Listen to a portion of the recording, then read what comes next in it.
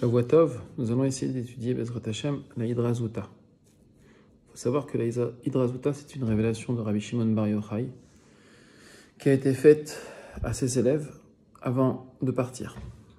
Il faut savoir que cette révélation nous est accessible aujourd'hui, mais que pour réellement la comprendre, il faut passer par le Harizal.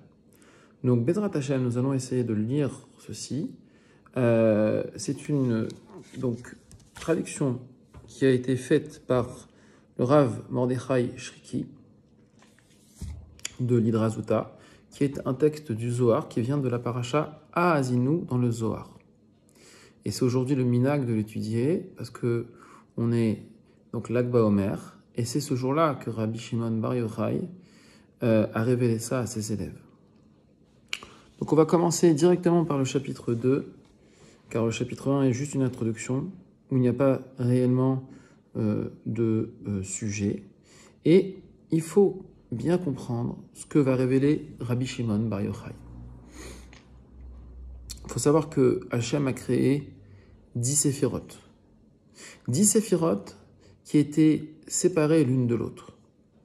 Et comme elles étaient séparées les unes des autres, alors elles n'ont pas survécu, toutes en tout cas. Et pour qu'elles puissent à nouveau survivre, Hachem les a reformées en étant constituées de 12 mondes, chacun d'eux étant constitué de 10 séphirotes. Et dans la Hidra Zuta, Rabbi Shimon va nous présenter la séphira qu'on appelle le Keter, qui va être établi dans un partsouf, c'est-à-dire un monde. Un partsouf, c'est un monde qui est constitué de 10 séphirotes. Et au cours de la Hidra, il va ensuite présenter le reste des 12 partsoufim, parce que les 10 séphirotes qu'Hachem a créés au départ se sont retrouvés en étant constitués de 12 partsoufim. 12 partsoufim ayant 10 séphirotes qui sont organisés en 3 kavim, alors que les 10 séphirotes de départ étaient les unes au-dessus des autres. Eh bien, Hachem a fait en sorte que le monde soit constitué de partsoufim, c'est-à-dire de mondes qui sont eux-mêmes constitués de 10 séphirotes, mais 10 séphirotes organisés comme on le connaît aujourd'hui, c'est-à-dire le Keter en haut, comme un peu un corps, c'est-à-dire le Keter en haut, la Chorma à droite, la Bina à gauche, le Da'at au milieu, la Chesed à droite, la Gvura à gauche, la Tiferet au milieu, Netzar, la jambe droite, Od, la jambe gauche, le Yesod, et la Malchut, qui est en fait le vêtement de l'ensemble qui représente la pensée, la parole et l'action. Maintenant, essayons de comprendre le texte de Rabbi Shimon, après cette introduction qui est en fait tirée du livre du Harizal qu'on appelle le Etzraïm. Alors, Atika des Atika, l'ancien des anciens. Donc ça, c'est la première séphira qui est connue.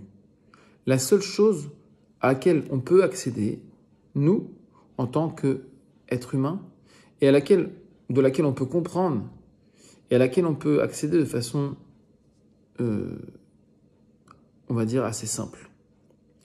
Le caché des cachés est à la fois établi et non établi. De quoi il parle? Il va parler, je l'ai dit tout à l'heure, qu'il y avait un partsouf, un monde qu'on appelait le Keter. Eh bien, dans ce monde, il y a un autre monde qu'on appelle le Keter du Keter. Et l'ancien des anciens, c'est le Atik. Donc là, on parle de ce qu'on appelle le monde de Atik, qui est représenté en fait par deux mondes différents, Atik et Sanok.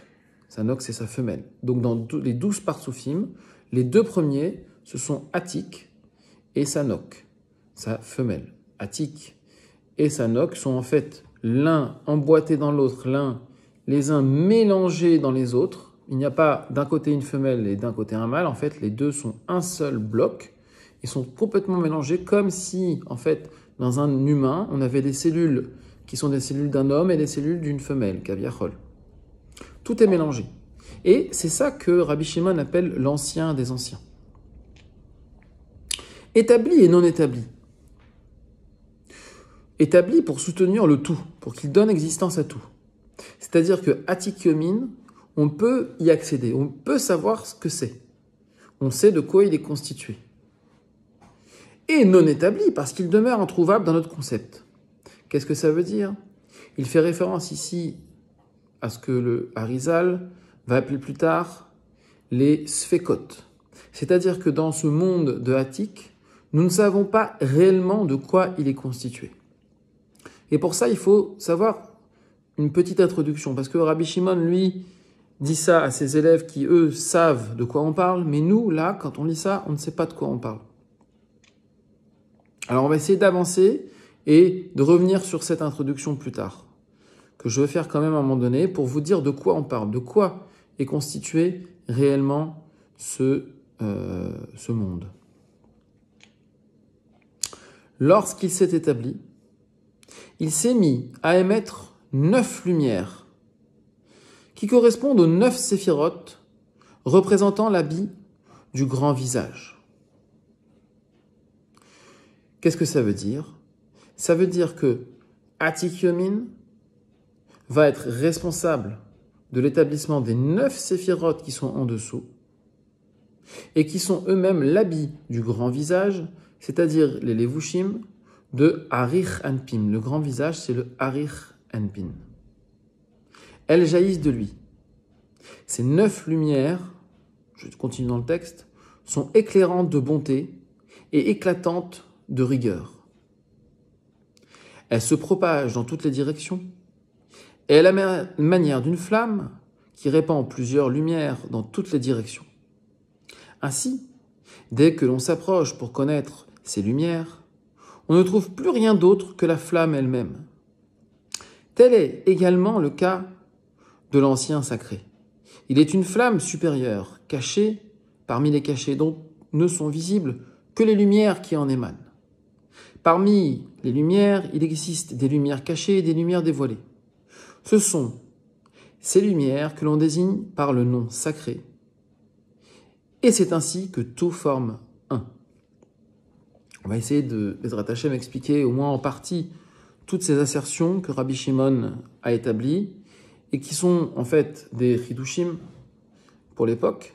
Mais en tout cas, ces élèves savent de quoi ils parlent. Alors, pour l'introduction, il faut savoir que quand Hachem a créé le monde avant Bereshit, il l'a créé avec un nom d'Hachem qu'on appelle le Shem Ben, qui a une guématria de 52.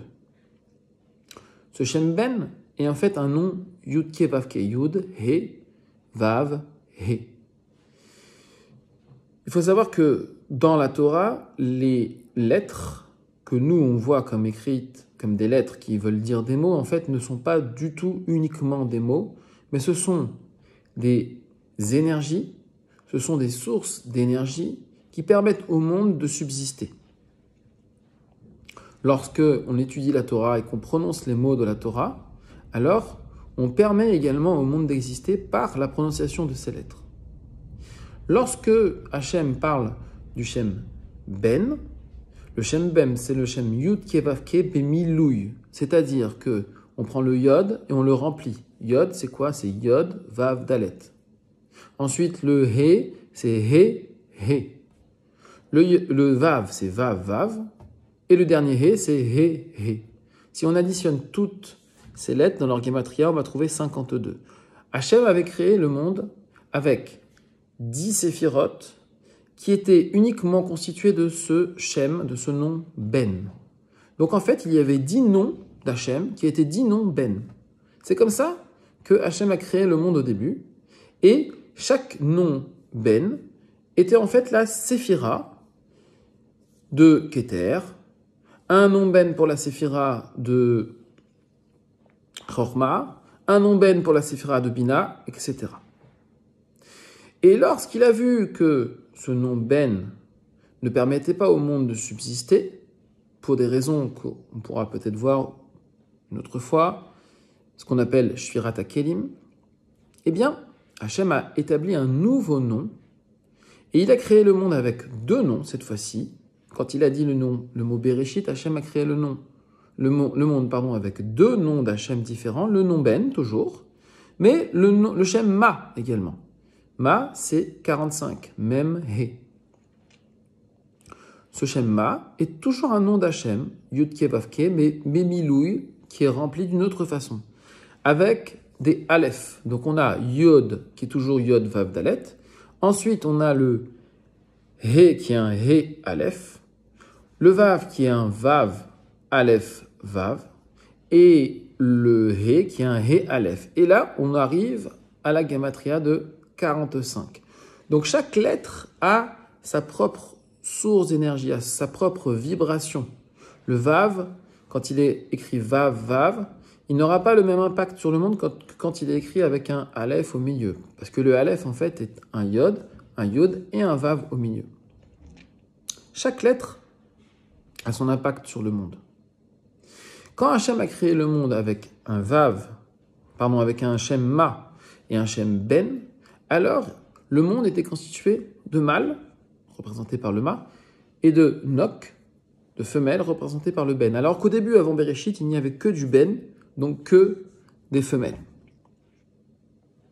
Quand il dit que il est établi, donc on revient au texte, quand il dit que Atik est établi, c'est-à-dire que l'on connaît de quoi est constitué ce Atik. On connaît le Ma et le Ben dont il est constitué, puisqu'on sait qu'un monde est constitué de plusieurs Ma et plusieurs Ben. On a dit qu'il y avait 10 séphirotes. Il se trouve que dans Atik, le Harizal nous révèle que l'on a le Keter de Ma. Oui, en fait, dans Ma, nous avons Keter, Chochma, Bina, jusqu'à Malchut. Et dans Ben, nous avons également Keter, Chochma, Bina, jusqu'à Malchut. Très bien. Maintenant, dans ce Keter, ça va aussi se décomposer en Keter, Chochma, Bina, jusqu'à Malchut. Et chaque séphira se décompose jusqu'à l'infini. Dans le Partsouf Atik, le Harizal nous révèle qu'il est également non établi. C'est-à-dire que nous ne savons pas réellement ce qu'il y a dans le Shem Ben. C'est-à-dire que nous savons qu'il y a le Keter de Ben, mais nous ne savons pas exactement ce qu'il y a dans ce Keter de Ben. Notamment, dans une séphira, il y a un aspect interne et un aspect externe. Et il y a un doute à savoir sur la composition exacte de ces aspects internes et externes aux séphirotes. C'est pour ça que le Rabbi Shimon Bar Yochai dit que ces séphirotes ne sont pas établis, que ce monde n'est pas établi. Par contre, ce que l'on sait, c'est ce qui sort de Atik. C'est ce qui va se propager vers les mondes d'en bas. Il va se propager les séphirotes qui vont représenter l'habit de Hari Hanpin. Elles jaillissent de lui. Et ce sont des lumières qui sont à la fois éclatantes de bonté, éclatantes de rigueur. Pourquoi de bonté et de rigueur? Parce que dans les lumières qui vont sortir de Atik, on va avoir donc en fait deux types de lumière. On va avoir la barbe et on va avoir les cheveux. D'où le rapport avec le Homer, on ne coupe ni l'un ni l'autre. Parce que c'est pendant le Homer que justement les lumières jaillissent et qu'elles vont constituer les mondes. D'où l'importance de ne pas couper ni la barbe ni les cheveux jusqu'à Shavuot, parce que le Homer dure jusqu'à Shavuot, et que pour que la Neshama puisse être habillée correctement et puisse avoir toute l'énergie nécessaire pour la suite, alors il va falloir que ces énergies sortent. Les lumières de bonté sont représentées par les cheveux. Et les lumières de rigueur sont représentées par la barbe. Mais en fait, tout est entièrement de la bonté. Elle se propage dans toutes les directions, à l'image d'une barbe qui pousse un petit peu dans tous les sens, et des cheveux également. À la manière d'une flamme qui répand plusieurs lumières dans toutes les directions. Donc en fait, ici nous voyons que la séphira n'est pas juste un ensemble de lettres, de Shem Ma, comme on a vu, et de Shem Ben, mais qu'elle émet une lumière, qu'elle émet une énergie. Et dès que l'on s'approche pour connaître ces lumières, on ne trouve plus rien d'autre que la flamme elle-même. Pourquoi? Parce que dès qu'on veut connaître ce qu'il y a dans Atik, alors on ne trouve plus que de l'énergie, on ne trouve plus que du or, parce que ça nous est complètement inaccessible. Et donc l'ancien sacré, ici il parle de Atik, c'est une flamme supérieure, cachée parmi les cachés, c'est-à-dire que Atik, il est caché dans Harir. Donc on n'y a pas accès. On n'y a accès que par ce qui jaillit de lui, c'est-à-dire les cheveux et la barbe de Harir. Donc ne sont visibles que les lumières qui émanent. Parmi les lumières, il existe des lumières cachées et des lumières dévoilées. Donc on a accès à certaines lumières qui sont à l'extérieur, qui vont ressortir comme on a vu, et d'autres qui sont à l'intérieur de la tête, qui seraient peut-être anatomiquement parlant, les méninges. Ce sont ces lumières que l'on désigne par le nom sacré, et c'est ainsi que tout forme un, c'est-à-dire que nous avons un partsouf qui s'appelle Atik, qui est emboîté dans le partsouf de Harir, et à partir de là, les lumières qui sont dans Atik sortent à travers la paroi de Harir pour rejaillir à l'extérieur. Quant aux paroles des compagnons, où l'ancien sacré apparaît dans chacun de ces degrés, ce n'est pas le moment d'en parler, puisque je vous en ai déjà entretenu dans la sainte Hydra Rabbah. Donc là, il parle de Harir. Dans Harir, il décrit ça dans la Hydra Rabbah. Maintenant, je vois que ce que je ne connaissais pas, car en fait la parole était restée secrètement conservée dans mon cœur. Donc là, il dévoile en fait, le Rabbi Shimon Bar Yochai, il dévoile le secret de Atik Yomin, ici dans la Hydra Sutta. Ainsi maintenant, je suis seul témoin, aussi bien devant le roi sacré que devant les vrais justes, qui sont venus entendre ces paroles.